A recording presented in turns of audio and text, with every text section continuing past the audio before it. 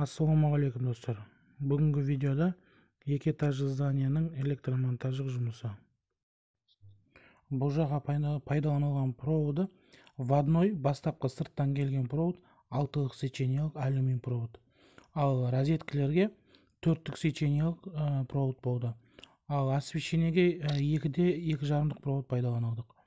Қазір көріп тұрғаныңыз вводной автомат 32-лік, розетка 25-лік автомат отдельно и 16-лық освещениеге.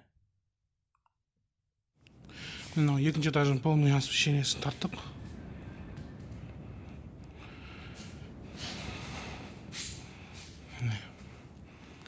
Двойной розетка, включатель.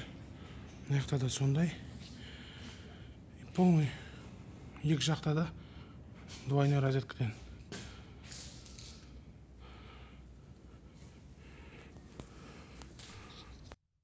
Бұл уже екінші этаждағы кабинет, кішігірім кабинеті.